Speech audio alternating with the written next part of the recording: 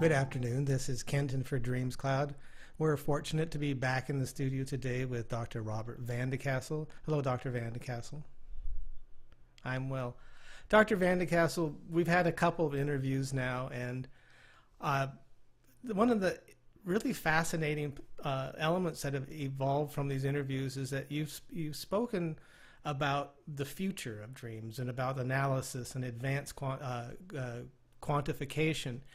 And yet, at the same time, we've also discussed the analysis and understanding of dreams through this tribal mind. Can you address both topics simultaneously, or in a way that we can relate those two topics? I'll take a shot at it. I've had the privilege of being able to go down to Panama and make the 6 visits down there with the Kuna Indians who live on the San Blas Islands. And there you see that dreams are extremely important in their culture. They totally believe in dreams. There's no ifs, ands, or buts concerning it.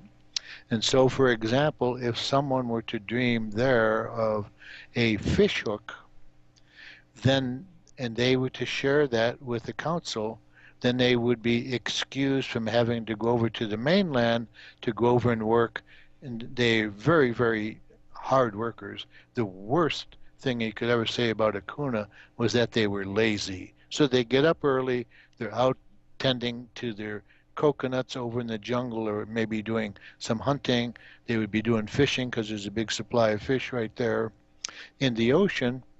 But the reason if you reported dreaming about a fish hook is that that would be an indication that should you go to the jungle that day, you would be bitten by a snake. So the barb on the snake hook would be similar to the barb that would be there with a poisonous snake. And they have a lot of poisonous snakes. There are a lot of fer-de-lance and so forth.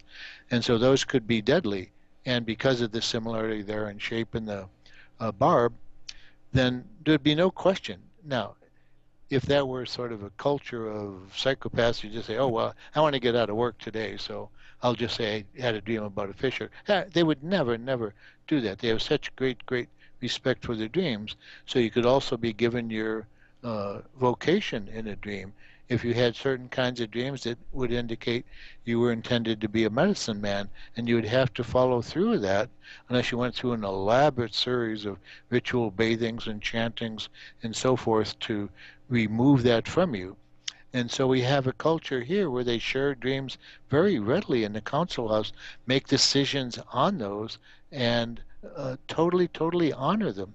In our culture, we're still having to catch up to that. So we don't have a dream tribe where you go in and say, oh, I had this dream, everybody pays attention, and everybody would, if necessary, evacuate that town, not buy that car, or do whatever else, because the dream had given you a strong message not to.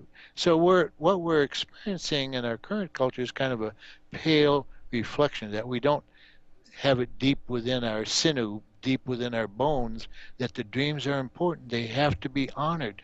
If we don't pay attention to them, we could be at great risk in terms of our physical health. We could be at great risk sociologically in terms of our culture and encroachments that are being made on it.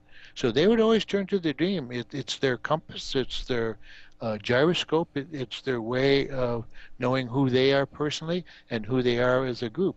Dreams haven't served that role for us yet in this culture. There's still kind of an anomaly, something that we're beginning to get in touch with, but it's something we're having to learn at a latter day, where for them it was already deeply ingrained. And I wish we could somehow find this blending of being able to take their absolute total belief and dedication in dreams with ours now beginning to recognize, gee, dreams have had a big influence in the history of the world. A lot of our inventions come from them. A lot of wars have started on the basis of the dreams. They've been the founding of some of our religions here, but we don't talk about that too much.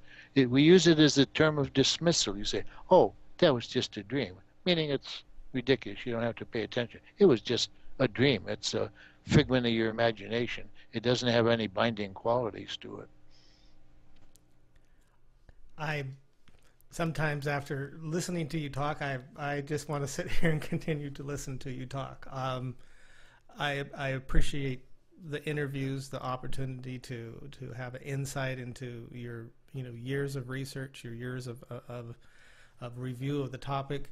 I'd like to again continue the interviews over the next few weeks, and maybe build up a little library here of some of these some of your insights into this constantly evolving field. Thank you for your time today.